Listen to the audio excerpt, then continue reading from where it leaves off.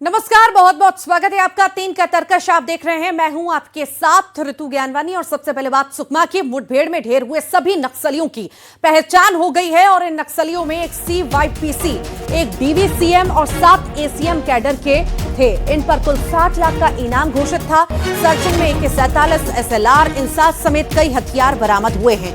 SP किरण चौहान ने कहा है कि नक्सली जल्द सरेंडर करें, नक्सलियों के पास बहुत कम समय बचा है।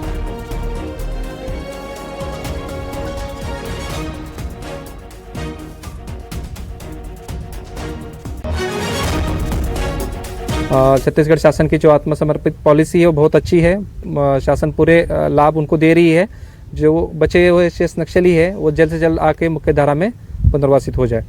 सुकमा जिले के किस्टारम थाना क्षेत्र में कल सुबह हुई मुठभेड़ में 12 माओवादी मारे गए हैं। इसके साथ ही जो हथियार बरामद किए गए हैं। इस वक्त मैं पुलिस लाइन में हूं, आप मेरे ठीक पीछे देख सकते हैं कि यहाँ पर हथियार रखे गए हैं। जैसा कि हथियार में AK-47 राइफल है, SLR है, इंसास है, BHL लॉन्चर है, 12 बोर राइफल है, सिंगल शॉट है। इसके अलावा काफ़ी संख्या में जो है BHL बरामद हुए हैं। ये सभी हथियार कल हुई मुठभेड़ में बरामद हुए हैं। इसके साथ ही साथ यहाँ पर वायरलेस सेट भी दिखाई दे रहे हैं। इसके अलावा एक पत्र भी यहाँ पर मिला है जिसमें किसी ग्रामीण को गंभीर चेतावनी दी है। ये सभी जो बरामद हुए हैं सभी कल मुठभेड़ में बरामद हुए हैं और मुठभेड़ में मारे गए सभी माओवादियों की शिनाख्त हो गई है। कुल मिला के 60 लाख के इनामी माओवादी है, जिसमें 5 महिला नक्सली हैं। इसके अलावा कोंटा एरिया कमेटी का सचिव जो मंगड़ू है वो प्रमुख रूप से शामिल है और पिछले कई सालों से कोंटा इलाके में सक्रिय रहा है। और इसके अलावा हितेश नक्सली भी मारा गया है जो एडिशनल SP आकाश राव गिरपुंजे शहीद हुए थे, उस घटना का मास्टरमाइंड था। इसके अलावा जो है कुल 12 माओवादी मारे गए हैं। SP किरण चौहान ने आज प्रेस कॉन्फ्रेंस में कहा है कि बचे हुए माओवादियों के पास ज़्यादा समय नहीं है, जल्दी सरेंडर करें और साथ साथ जो है आने वाले समय में माओवादियों के खिलाफ में ऑपरेशन चलाने की बात कही है। बात राजनीति की भी कर लेते हैं। इंदौर के भागीरथपुरा में राजनीतिक रोटियां सेकने में कोई कोर कसर नहीं छोड़ी जा रही। शनिवार को कांग्रेस का डेलीगेशन पीड़ित परिवारों से मिला तो जमकर हंगामा हुआ। पानी का मुद्दा सियासी जंग बन गया। बीजेपी कांग्रेस के कार्यकर्ता आमने सामने आ गए। हालात ये हो गए कि पुलिस को बल प्रयोग करना पड़ा।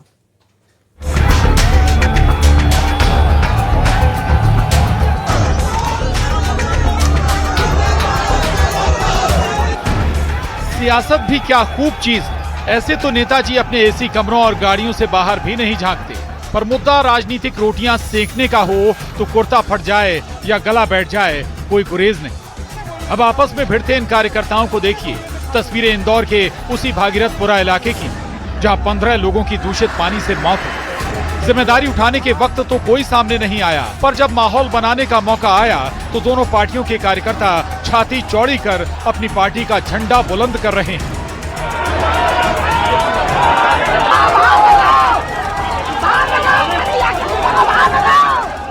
दरअसल शनिवार को कांग्रेस का डेलीगेशन जान गंवा चुके लोगों के परिवारों से मिलने पहुंचा था, जिसमें पूर्व मंत्री सज्जन सिंह वर्मा और तराना विधायक महेश परमार समेत कई नेता कार्यकर्ता शामिल हुए। इस बीच ऐसा माहौल गरमाया कि करीब 2 घंटे तक क्षेत्र में अराजकता की स्थिति बनी रही। पुलिस के जवानों ने हेलमेट और बॉडी प्रोटेक्टर पहनकर प्रदर्शनकारियों को पीछे धकेला।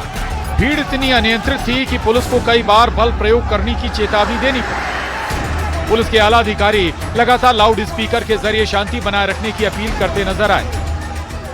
और जब कांग्रेस के लोग यहाँ पर पहुंचे हैं तो उनका विरोध किया जा रहा है। बीजेपी के कार्यकर्ता जो है विरोध कर रहे हैं। विपक्ष ने जब इस पूरे मुद्दे को उठाया, क्योंकि 15 लोगों की जान गई है, उसके बाद यहाँ पर बीजेपी के कार्यकर्ता उन्हें रोक रहे हैं, ऊपर जाने की इससे रोका जा रहा है। उन परिवारों से मिलने से रोक रहे हैं जिन्होंने अपने को खोया है। ये तस्वीर दिखा रहे हैं। बड़ी संख्या में बीजेपी कार्यकर्ता यहाँ पे पहुंच गए और कांग्रेस के पूरे कार्यकर्ताओं को, जो लोग भागीरथपुरा पहुंचे थे, जांच कमेटी बनाई गई है। उस जांच कमेटी में पूर्व मंत्री सज्जन सिंह वर्मा हैं, 2 विधायक हैं, यहाँ के जो अध्यक्ष हैं चिंटू चौक से इस शहर के, वो भी उसमें शामिल हैं। जब ये पूरी 5 सदस्यीय टीम यहाँ पर पहुंची तो उन्हें यहाँ पर रोका गया। ये तस्वीर दिखा रहे हैं आपको। जोरदार हंगामा चल रहा है।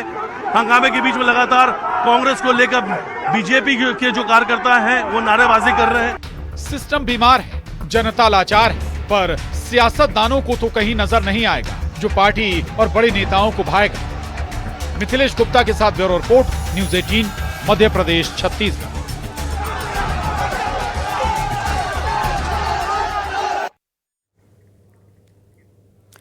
कश्मीर के सभी पर्यटन स्थलों पर करीब 48 घंटों से हो रही बर्फबारी कश्मीर घूमने आए पर्यटकों के लिए सौगात बनकर आई है। पहलगाम, सोनमर्ग और गुलमर्ग जैसे मशहूर टूरिस्ट प्लेस पर पहाड़ों ने सफेद चादर ओढ़ ली है, जिसकी वजह से श्रीनगर में शीतलहर दौड़ गई है।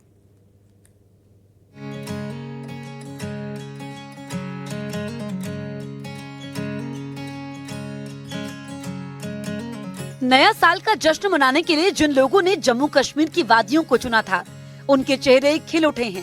पिछले 48 घंटों से कश्मीर के सभी पहाड़ों पर जबरदस्त बर्फबारी हो रही है, तो वहीं जम्मू के कुछ हिस्से में पहाड़ों का रंग सफेद हो चुका है। सोनमर्ग से लेकर पहलगाम और गुलमर्ग तक बर्फ की सफेद चादर बिछ गई है। ड्रोन कैमरे की नजर जहां तक जा रही है, वहां तक बर्फ ही बर्फ नजर आ रही है। वहीं जम्मू कश्मीर के डोडा में जो पहाड़ कल तक हरे भरे नजर आ रहे थे, आज कुदरत ने उनकी सफेदी कर दी है। वहीं डोडा की भलेसा वैली में भद्रवाह के मुकाबले कम बर्फबारी हुई है। ऐसा लग रहा है जैसे किसी ने पहाड़ों पर व्हाइट स्प्रे कर दिया हो। वहीं पुंछ के पीर पंजाल रेंज में पूरी पहाड़ी बर्फ से नहा चुकी है। दूर दूर तक बर्फ ही बर्फ नजर आ रही है। कश्मीर के पहाड़ों पर हुई बर्फबारी का असर ये है कि श्रीनगर में शीतलहर दौड़ गई है। ठंड के मारे लोगों का जीना मुहाल है, जबकि अभी श्रीनगर में बर्फबारी होना बाकी है। बहुत बढ़िया लग रहा है। हम लोग तो 3 दिन से घूम रहे हैं कश्मीर। तो हम लोग पहले गया था पहलगाम में हल्का हल्का बर्फ मिले, तो हमने न्यू ईयर तो इधर ही बनाया। सुबह हम लोग चलने के लिए निकलता है तो इतना बढ़िया लग रहा है ना, कोई पोल्यूशन नहीं है, कुछ नहीं है, तो फैंटास्टिक, बहुत बढ़िया। सर्दी की बात करें तो सर्दी कितनी है अभी? सर्दी अभी मेरा ख्याल से 2-3 डिग्री तो होना चाहिए अभी।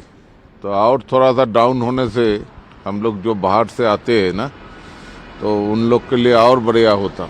अभी का जो माहौल है बहुत बढ़िया, ऑल वेरी गुड। मैं कहूँगी कि गवर्नमेंट का एक बहुत अच्छा है, और थैंक्स टू मोदी जी कि मतलब इतना फ्री है, इतना अच्छा लग रहा है, और कोई डर का जो माहौल बोलते हैं ना, वो बिल्कुल नहीं है। सर्दी की बात करें तो कैसी सर्दी है अभी? अच्छा, एंजॉयबल है। हम तो चाहते थे और भी थोड़ा हो तो और भी अच्छा है। बर्फबारी का असर जम्मू कश्मीर नेशनल हाईवे पर देखने को मिल रहा है। घने कोहरे की वजह से हाईवे पर गाड़ियां रेंग रही हैं। मेरी मौजूदगी जम्मू कश्मीर राष्ट्रीय राजमार्ग पर है और ये रास्ता कश्मीर की तरफ जाता है। तो आप दूर अगर नजर दौड़ाएं तो काफ़ी ज़्यादा धुंध हो चुकी है और बेहद ज़्यादा मुश्किलें वाहन चालकों को आ रही है जम्मू से श्रीनगर पहुंचने में। अक्सर जम्मू कश्मीर में जब हल्की सी बारिश हो या कोहरा हो जाए तो गाड़ियों की आवाजाही भी थम जाती है। तो ऐसे में लोगों को बेहद ज़्यादा मुश्किलों का सामना करना पड़ रहा है और ठंड जो है लगातार बढ़ती जा रही है। मौसम विभाग का कहना है कि जम्मू के पत्नीटॉप, पुंछ, राजौरी जिलों में कभी भी बर्फबारी भी हो सकती है। Komal Singh, news 18 India, Jammu.